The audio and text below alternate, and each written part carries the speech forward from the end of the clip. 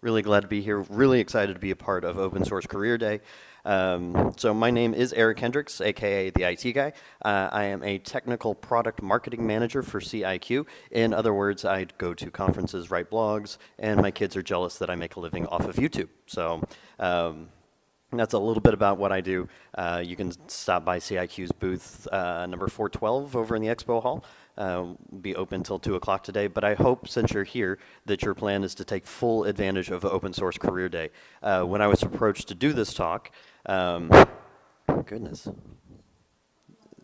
I think it's catching up. Is it me or you? Yeah, if you don't mind. Test, test. I've always hated these. Makes me think I'm Britney Spears.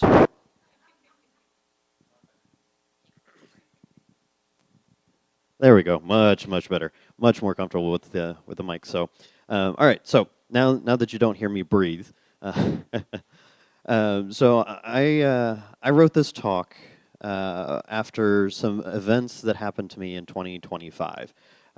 So 2025 was a make or break year for me, for my career, for my family, and I think one of the keys to communication is honesty. And to be honest, this talk isn't just for you all, it's for me. It's a little cathartic, especially when I found out that a really close friend of mine, who actually helped me through a lot of this, lost his teenage daughter last night. So I'm going to do my best to get through the talk today, but a lot of this hits very close to home. So if I were me sitting in the audience, I'm going to be a little arrogant here and say that the next 40 minutes or so are worth you putting your phone down. It's worth putting your laptop away. If you're working on work, this talk is for you because it's a Sunday morning and you're at a conference. So not calling out any names, but it's worth your attention. It's worth taking notes because this kind of stuff literally can make or break you. So thank you to Joshua Drake for kicking us off this morning with his nice upbeat talk. And now we're going to get into something a little bit more realistic, or not realistic. We'll get into something a little bit more practical. These are things that you can build into your life, into your patterns that will really help you. So a pithy title from Bash to Burnout. A little bit about me. I was a systems administrator for a number of years with a primary focus on Linux and open source operating systems. Since then, I've moved over to the sales and marketing space, predominantly in the technical marketing side. So like I said, YouTube videos and blogs and all the fun stuff. But one of the things that has helped my career in the past 7 years since moving into the product side of things was I did spend years as a systems administrator. Some of you may be too young to remember what a pager looks like, but I carried one. Yes, and you can't call out, only call in. So I don't know how many operations folks or on-call folks I have in the audience today, but many of you can probably relate to your phone sitting on your chest. It's 3 a.m. and that server is down again. Not for the first time, not for the 10th time. You've lost track. There's no one else to call because you are the on-call. You're alone in the dark and you're just waiting. Is that server going to come back up? And we're going to have to drive 30 minutes across town at 3 a.m. to go and manually reboot this thing? It's not fun to be there. And there's a problem with this.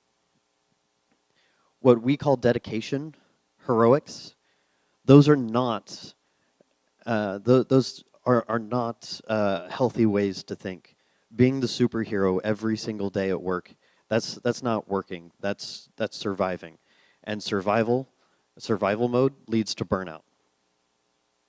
So, little poll of the audience: how many of you have worked through a holiday weekend? How many of you have canceled plans for an instant?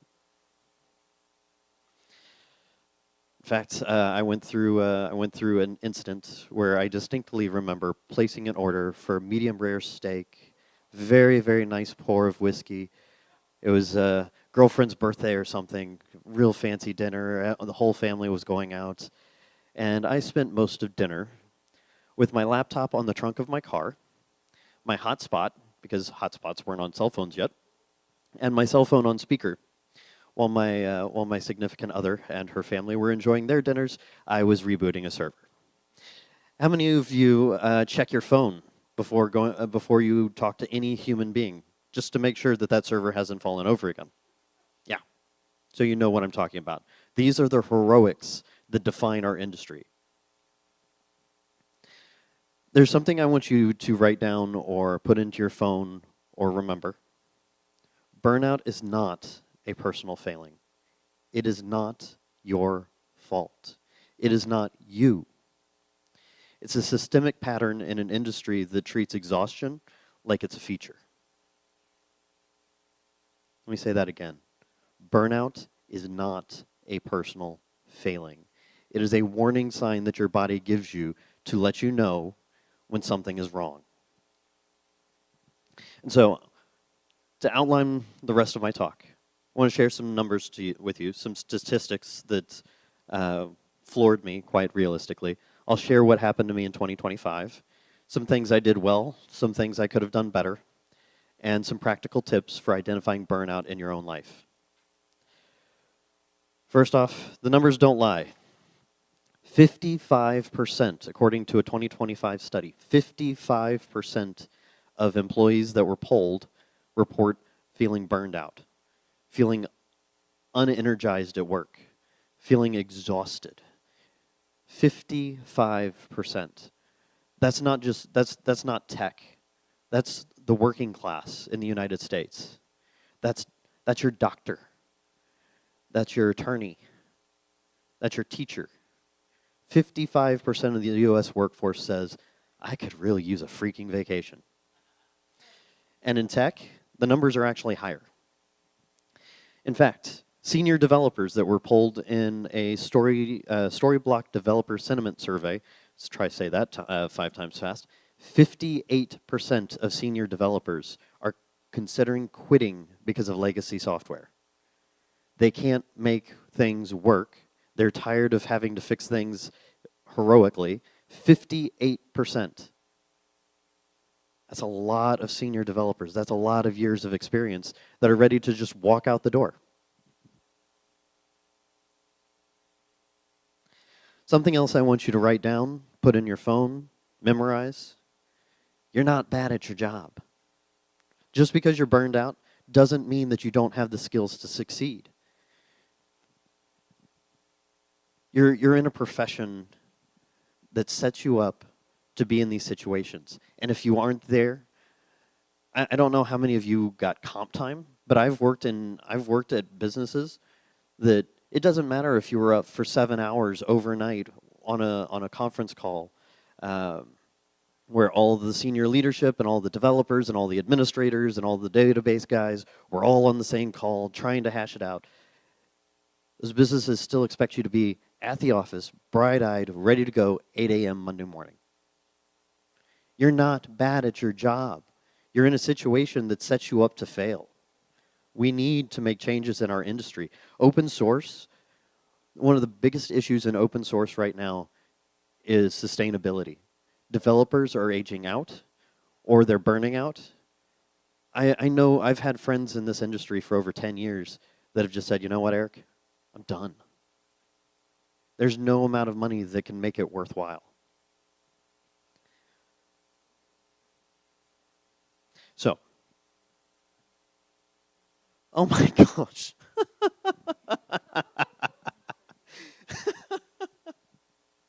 Hi, I'm Eric, the IT guy, and I clearly don't understand how screen mirroring works.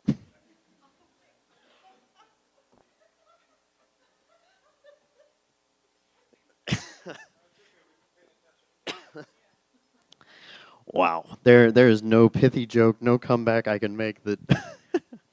Test your systems, Eric. This is true. Luckily, I don't have a live demo. My gosh. Oh, goodness. Thank you for pointing that out.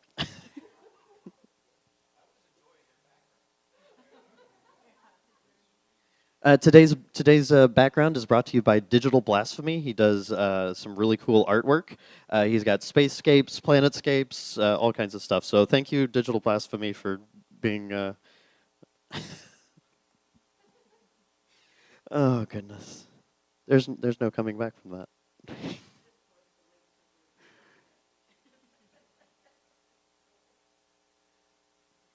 How about that? So some of the quotes I have are actually in the deck, and as I understand, there's a GitHub repository where I will post my slides. Um,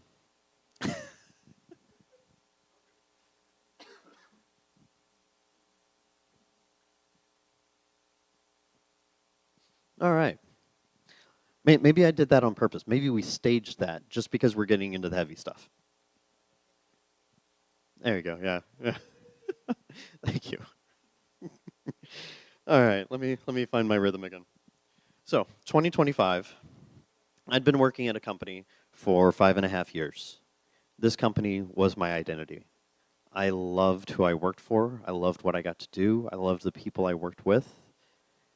And I changed teams thinking I could make a bigger difference. And instead, 4 months later, I got on a call that lasted all of 7 minutes, and a 5.5 year career came to a very unexpected close.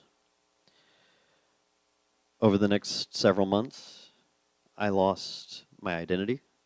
I lost a friends group that I had. You know, everyone always says that, hey, we'll keep in touch. Let's connect on LinkedIn and we'll keep talking.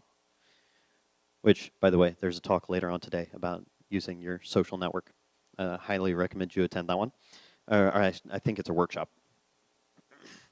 I lost my financial security. I won't go into details, but my home life shifted drastically. And so where I thought I had a rock, I found myself alone.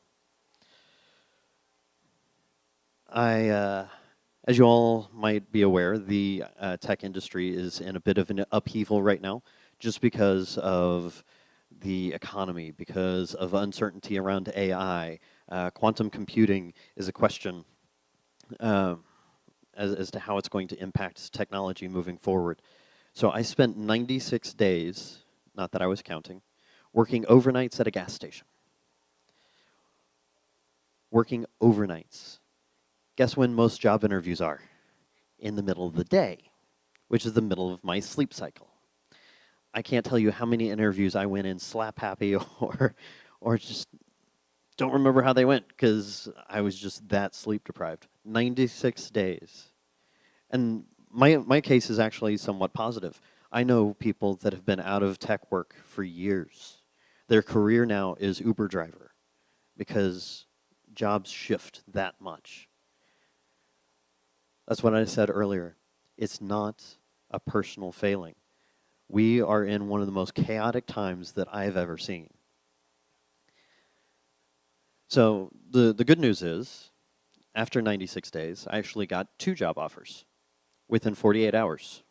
I'm an adjunct professor at a community college in Kansas City. That was a fun. That was a fun challenge that I almost said no to. Glad I didn't. I'll talk about that here in a minute. And then eventually made my way over to CIQ. We do Linux, high performance computing, and I get to continue to build the open source relationships that I've been enjoying for the last 11 years. So, thank you.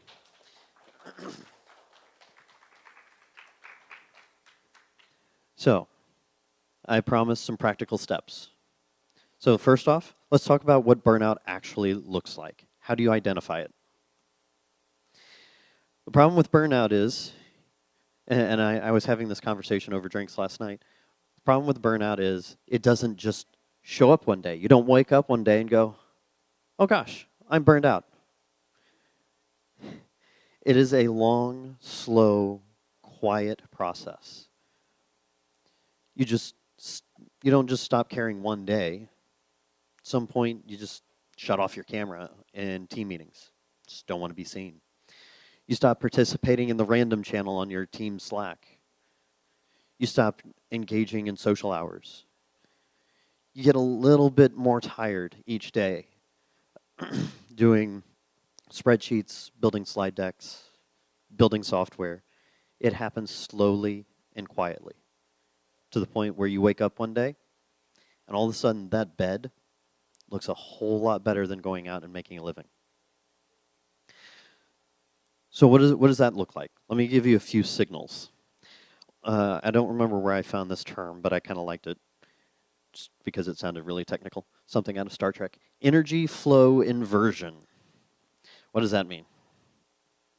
So I told you that at the company I was working for 5.5 years, that I'd changed teams.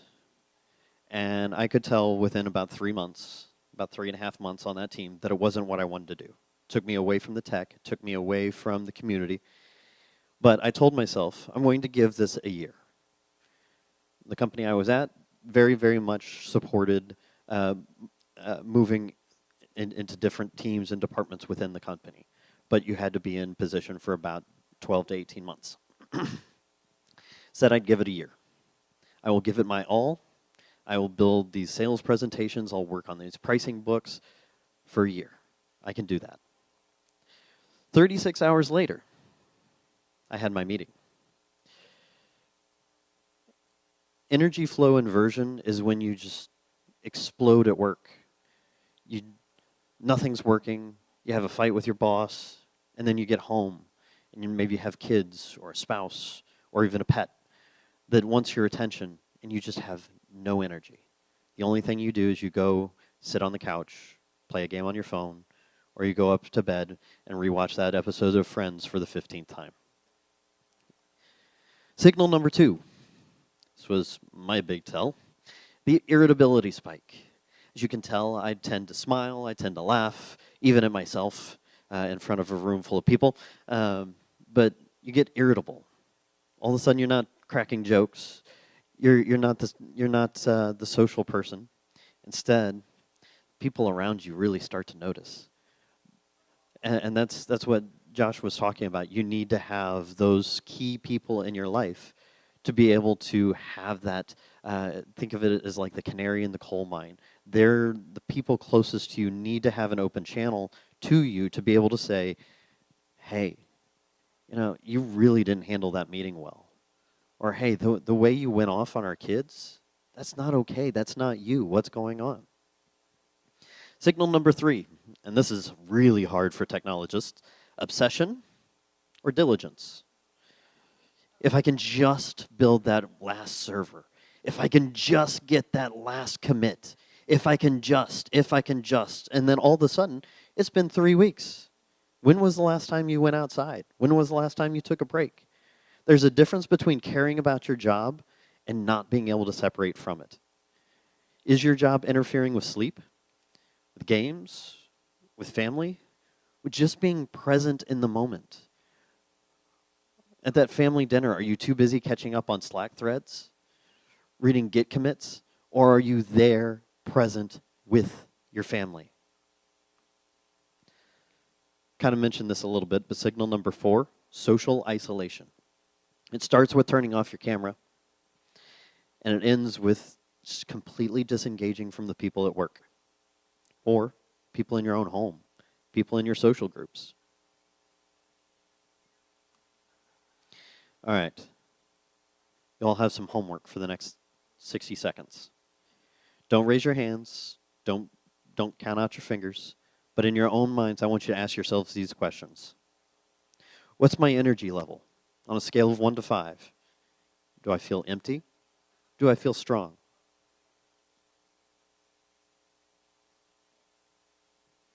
How's my irritability? Am I peaceful? Or does every conversation, every interaction, every time that jerk cuts me off on the road, is there friction?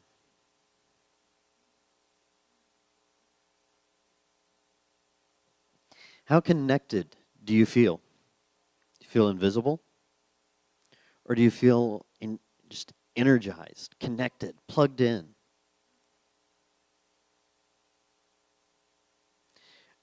This last one hits me pretty hard. How much of your identity lives with your job?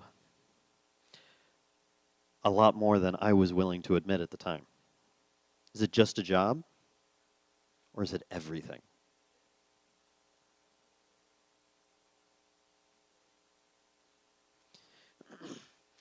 Those 4 or 5 items are your signals.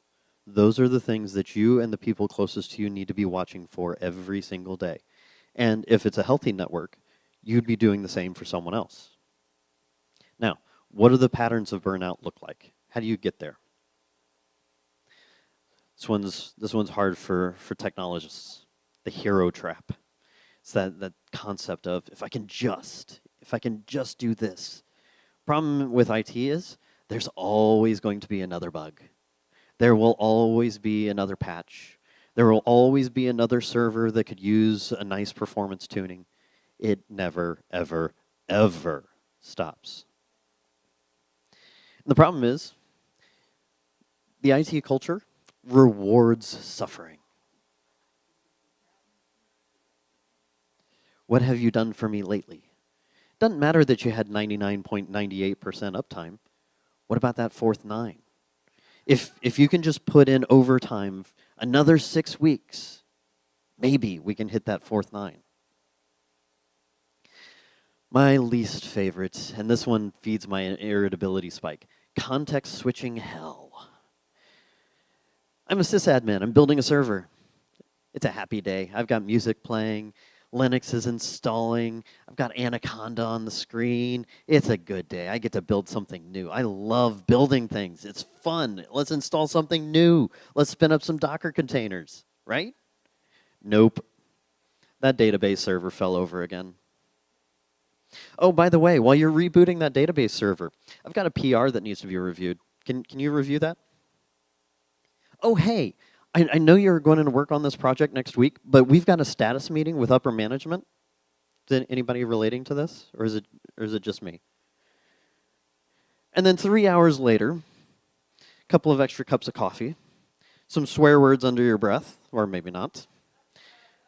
Then you get back to that server that you were so excited to build, or that application that you're so excited to compile, and you go, no, I don't want to. Context switching, according to a survey done of DevOps teams, I speak for a living. Context switching is the primary drain of productivity. You start working on this thing, you get drug over here. Then you get a notification, you're drug over there. 15% performance drain is a conservative estimate. Every time your brain switches tasks, it takes you 15 minutes to reapply yourself to a new task. And if you're doing that over and over and over and over, you realize 4 hours has gone by, and what have you achieved? Nothing. This one hurts, because I love this one. In our culture, we always be learning. There's always something new to learn. I'm a Linux systems administrator, and I would love to get my hands on Kubernetes. I would love to understand it. I think it'd be so cool to run a Kubernetes cluster in my virtual environment. But let's be real. I'm a single father. I'm a dungeon master. I'm an adjunct professor, and I'm working in a startup, which doesn't have Kubernetes as one of our products. So guess what? Guess what's been sitting on the back burner? Learning Kubernetes. I'd like to learn Python. That's much more applicable to my job. No, I ain't got time for that. I've got party members to murder with the dragons. I mean, help them tell a story. All my D&D nerds are geeking out right now. Pattern number 4, the identity trap. This is a quote from myself, actually. I found it in a journal that I'd been keeping during 2025. I was so wound up in who I was in that job that when it ended, part of me felt like it ended too. Anybody relate to that? It hurt. Here's the lesson that I learned, and I'm trying to figure out how to apply it now without losing part of myself, but also without losing that spark that makes me unique in the industry. When your employer is your community, your purpose, and your identity, all of a sudden something like a reorg becomes an existential crisis. And that's not over the top, that's not marketing hype, marketing guy. It really does. All of a sudden there's cutbacks or there's changes at work, and it's not just work now that's unsettled, it's everything. The people that I talk to, my income, my complete identity. How can I function if that's going to change?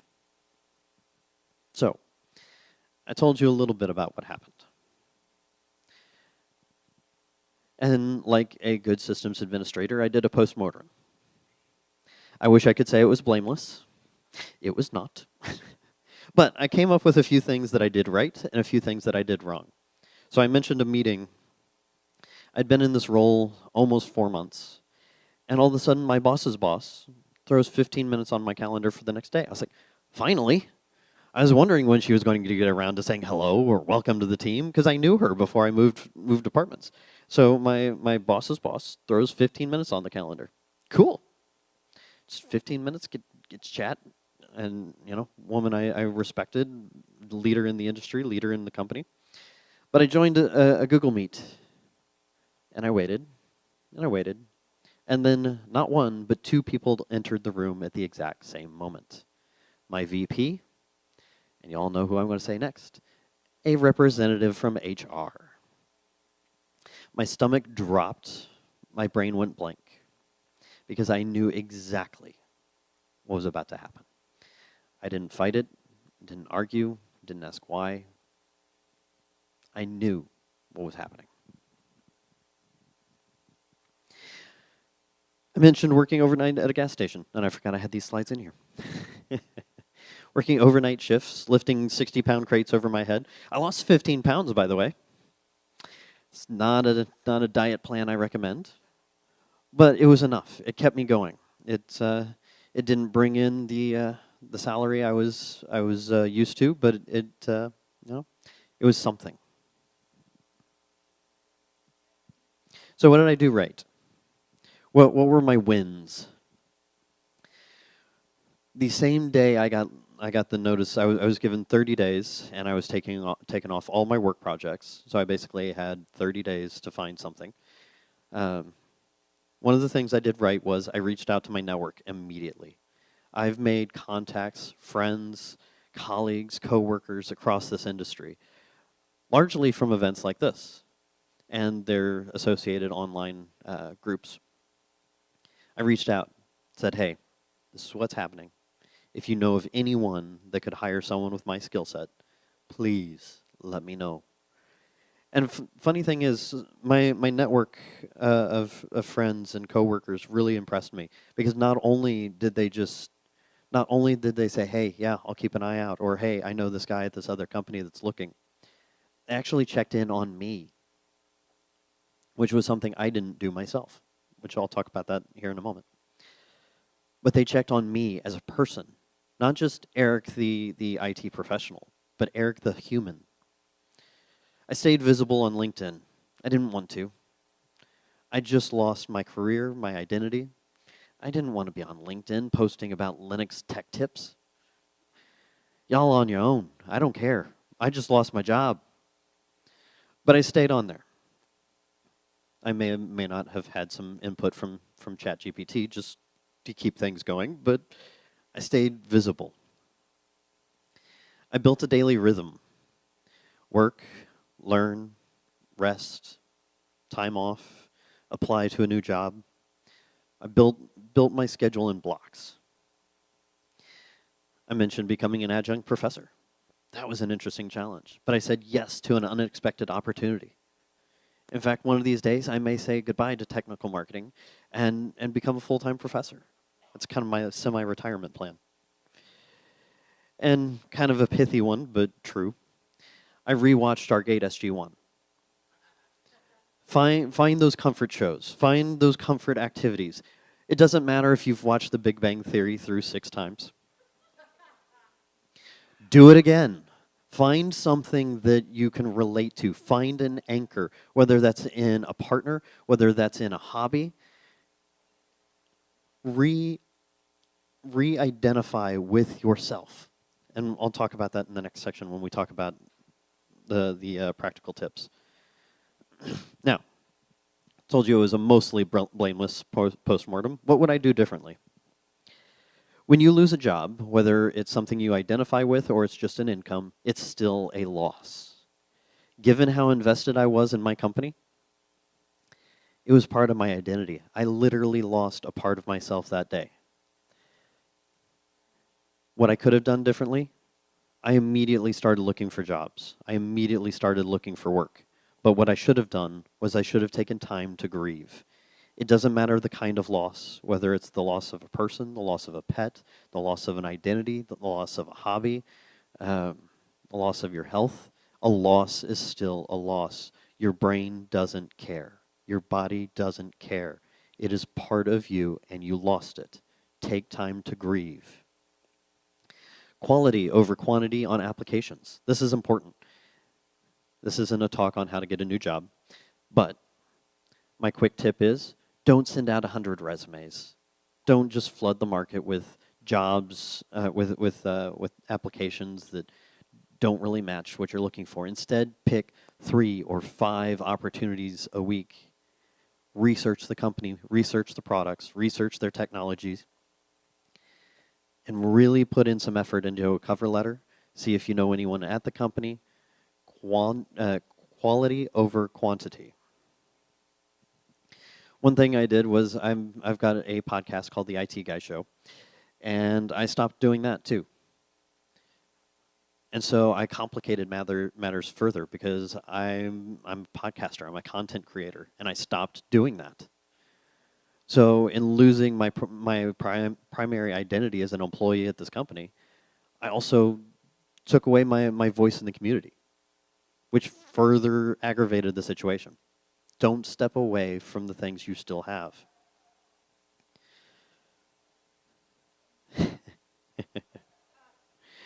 Job hunting is a job. It is the worst job you will ever have. The boss is terrible. The pay is atrocious. That wasn't something I found online. That's something I told a friend while I was job hunting, and I wrote it down. It is the worst job you'll ever have. So what do you do with the job? You build a schedule for it. Or it'll consume your ever-waking hour. And the hours you're also supposed to be asleep. Build it into a schedule. For the next hour, I'm going to research companies with positions open in my field. Then an hour after that, I'm going to work on a Python course. An hour after that, I'm going to watch Stargate and eat lunch. So, the important thing about this track, and what really excited me about Open Source Career Day, is it's supposed to be practical. That was one thing that was communicated very well when I was asked to give this talk. Practical steps. What can you take home on the flight tomorrow? Or this afternoon, if you're flying home today. What can you take home and implement immediately? First thing is automate the things that automate the toil that drains you. I am a single father with a 2-bedroom apartment and a daughter who doesn't mind helping me clean. But I've actually hired a cleaning service. They come into the apartment every 2 weeks and they clean. It's one less thing I have to worry about. It's just that much more space in my mind and in my schedule to focus on. Some toil helps you build skills, like I'm glad that I built Linux systems by hand for years before I found tools like Terraform and Ansible. But things like cleaning, something that I can hand off to someone else, especially if I'm in a season of healing, script it, delegate it, eliminate it. Figure out what is draining you, get rid of it, one way or the other. Build a daily rhythm and protect it. A job hunt block, learning block, recovery block. Put it on your calendar like you would a meeting if you have to. Rebuild a routine that you can grow with. And not every block has to be productive. Like I said, Big Bang Theory is one of my favorite shows. Stargate SG-1 was a big favorite of mine. It was completely unproductive. I knew the outcome of the story. Jack O'Neill comes in at the last moment, saves the day, and then they exit through the Stargate. Roll credits. But it gave my mind time to heal. It gave my mind something to connect to that was familiar and comfortable in a job situation that wasn't. This is one that I'm still working on. Number 3, build a life that isn't your job. Put it into blocks. You've obviously got your day job, but then you need some things that aren't directly related. I do community podcasting. I teach a Linux class for a college. Those are things that are indirectly related to what I do for a living. But then I've been focusing on building connections and routines that are definitely not related to what I do on a day job, like playing D&D. I'm a dungeon master, as I mentioned, but I am trying to figure out tools and methods that I can use to run my campaign without a screen. Did you all know that paper books are still a thing? They're still out there. As much as I can, it's harder when I travel, but as much as I can, I actually try and read a paper book. Why? Because it's not a screen. So I mentioned working at Quick Trip for 96 days overnight and losing 15 pounds. Don't recommend it, but strength training actually has been a big outlet for me. There's nothing better than being frustrated with a situation at work and going and hitting the gym. Best workouts I've ever had, I've worked out angry. It's been great.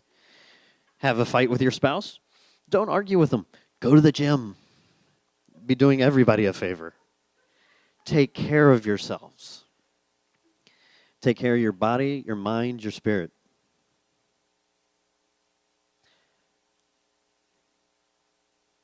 And a pro tip, work-life balance, not a thing. You'll never find it. There will be seasons where work will dominate. For the last few days, I've been here in Pasadena at scale. Tomorrow morning, I will fly home to Kansas City, and we'll spend the next 3 days not sleeping much because we've got a major product release. But that product release is on Thursday. And so when the marketing materials are scheduled on our website, on our social media platforms, I'm not going to do any work this coming weekend. I've been away for a trip and then a major product release, and then I'm going to make sure that I spend time with friends, spend some downtime, see what show am I currently binging. Starfleet Academy right now. We can discuss that later. And then next week I'll be back at it. I'm going to be recording an episode of my podcast. We've got another product release in April. I'm going to Linux Fest Northwest, which I have another talk I need to write. Should probably put that on my agenda. But it's not about perfect balance all the time. It's about remembering that there's times where work will require a lot of your effort. But then there's times where you need to focus more on you. Tip that I kind of stumbled into: maintain 3 relationships with no agenda. There's people that I've worked with that I check in with a couple of times a month. Sometimes it's just a LinkedIn message, just, hey, how you doing? You know, I saw you got this achievement, or I saw you got this job offer. You know, how's that going? How's work? What are you doing? What are you thinking? Other times it's, hey, Eric, I really need to chat. Sure, no problem. Put 30 minutes on my calendar. Let's meet over Zoom and let's just talk. So if you don't have that network, start building it right now. There's a workshop later today to help you do that. But maintain 3 connections. Doesn't matter who. Don't need an agenda. Just connect with people. Something that's important to remember is you can't build those types of connections. You can't build that mentor-mentee relationship in the middle of a crisis.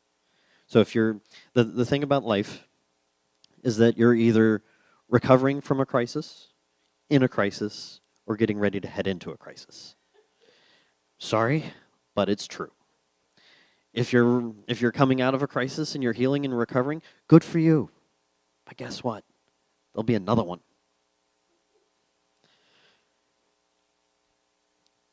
So if you're not in crisis, if you're coming into one, coming out of one, work on building those personal relationships. In fact, my network actually is the reason why I have the jobs that I have. At CIQ, some people knew me, knew my work, and they told my VP of marketing about me. And December 26th, I spent 7 hours with the CEO and the VP of marketing going back and forth. Spent 7 hours on Google Meet with 2 different people talking about a position. I actually turned it down 3 times in the last year and a half, and then my VP of marketing finally convinced me to join the company. But it's because of my network. It was because of the types of stuff that I put on LinkedIn that people knew about my work. The other one, the adjunct professor, was somebody in my DevOps Kansas City community, saw the posting for Johnson County Community College looking for a Linux professor, and they're like, Eric, what do you think about teaching? I'm not a teacher. I'm not going to do that. No, wait a minute. Actually, almost didn't apply. But the more I thought about it, it's like, what am I doing right now? What do my tech tip videos do? What does my podcast do? Oh, wait, technical marketing is almost like teaching. Well, funny side note, it's actually not. 2 weeks into teaching my class, I was like, what am I doing here? But at the end of a 16-week class, so we'd kind of sorted it out. And the best, I'm going off on a tangent, but I'll finish my story. The best feedback I got from one of my students was, he came up and asked, so is this the only class you teach? I was working on my schedule for next semester, and your name didn't show up. They enjoyed my class so much that they wanted to take another class with me. So I don't tell you that story to brag, mostly just because it makes me laugh, but also because that can be each and every one of you. Find those people in your life, build that network, because at some point you're going to need it, and at some point they will also need you. Which brings me up to, I think, my last point, which is ask for help and mean it. Reach out and say, hey, I'm hurting. I need help. I need help finding a job. I need someone to talk to. I need someone to vent to. This isn't fair. I just need someone to talk to. In fact, if they've been through burnout or if they've been through job loss, so much the better. Because maybe, like this talk, they have some feedback. And kind of as a sub-bullet to that, one of the biggest tools that has helped me in relationships, systems administrator. Problem, solution. That's how my brain works. There's a bug, there's a fix. That works with people too, right? No, not always. So, if you have a partner, would like a partner, or work with people, or know people, or have seen a person, write this question down. This has saved me so many arguments. I hear what you're saying, and I need to know. Are you asking for a solution, or are you asking for me to listen? That helps everybody involved. My brain is no longer trying to fix a solution. Instead, it's like, I need to be here, I need to be present, I need to be affirmative and supportive, even though in the back of my brain it's like, oh my gosh, give me 30 minutes and I can fix all of your problems. Are you asking for a solution, or are you asking for me to listen? Saved me so many fights with so many people. It saves relationships and your sanity. I cannot oversell that statement enough. All right, so to wrap up, for me, the best admin isn't the one who never sleeps. The best developer is not the one who never sleeps. The best project manager, the best people manager, the best whatever position you're in is not the one who never sleeps. It's the one who takes care of themselves physically, mentally, emotionally, relationally. Trust me, I have an apartment. I work from home most of the time. I parent at home, I live at home, I eat at home, I work at home, I play at home, I sleep at home. By the middle of the week, I am stir crazy. That's why Wednesday nights are my self-date night. I take myself out to dinner. I'll even dress up. I'll even shave. I treat myself well when I go out on a date with myself. I take myself out to live music. There's a bar not too far from my apartment that has acoustic music every Wednesday night, to the point where the bartenders and some of the musicians know me at least by face, if not by name. But it gets me out. I love music. I love going out to eat, and it's my midweek reset. And it happens to coincide with my parenting plan that Monday and Tuesday my daughter's with me, Wednesday, Thursday with her mom. And so Wednesday is just my reset night. Sometimes I'll take my laptop and do some work if I feel like it. Other nights, don't even pull out my phone. Just listen to the music, eat some food, have a drink. Sustainability is probably one of the most important skills you could possibly develop. Reliability requires maintenance. Just like a server, just like a code base, you have to work at it. You can't just write the code once and leave it. You can't just spin up a server and leave it. It requires maintenance, just like your brain. You need to reboot your mind every now and then. A few weeks ago, I felt really bad because I spent a Sunday that I could have been unpacking those last few boxes, and instead I laid in bed until noon. I needed it. My body said, just rest. And I'm glad I did. Granted, those 4 boxes are still sitting in my living room, but I got to binge a show and just rest. Reliability requires maintenance. So what can you do next? I will upload my talk so you get to see all the slides that we missed. But there's, and I hope that you took some notes, that you took a few things away from this talk, that you wrote down some of the signals, some of the patterns, and some of the defenses against burnout, because it is a real thing and it hurts. But you don't have to wait, because there are things you can do right now, and this sounds like a marketing pitch, but I'm going with it. Opening up, I think right now, if not here momentarily, there will be consultations out these doors where you can go and have a conversation with an expert, or me, that you can't necessarily bring up with your boss. There are people from all over the industry, all over the country, all over the globe that are out there ready to talk to you about whatever it is you need. Technical, professional, personal. And then there's a workshop coming up in room 104 right next to us about burnout prevention for engineering teams. So if burnout is something that you're dealing with right now, I highly recommend you go attend that workshop. There's a workshop later on, right after that, about building a network. I talked about building a network from the perspective of growth and protection against burnout. But that's not the only thing a network's good for. I got to spend several hours with members of my network last night playing card games, teasing each other over drinks. It was fantastic. And I won the last game and then just noped out and went to bed. But having a network, both personal and professional, is so important. So my closing thought, if you're in it right now, know you are not alone. You aren't. I promise you. There's somebody within 1 or 2 circles of you that is going through the exact same thing. And like Joshua said, and this is something that resonates with me, is you never know what's going on underneath that smile. You never know what is boiling right underneath the surface. Assume good intentions and just connect with people. So in the next week, if this is you, take 1 step. Put in 1 application. Reach out to 1 person. Just take baby steps. Oh, how about that? So my QR code obviously didn't upload into the slide deck well, but I'll have it pulled up on my phone. But I love to make connections with people. I love to talk. I love to share stories. So I'm Eric, the IT guy, Hendricks. Please feel free to reach out and connect. I'll be available at the consultation table, I think all day. But you can also check out my podcast, The IT Guy Show. In fact, a few months back, there was an episode where I talked to a couple who has developed a workout regimen using swords to battle burnout. So it was a really fun episode. We had a lot to talk about.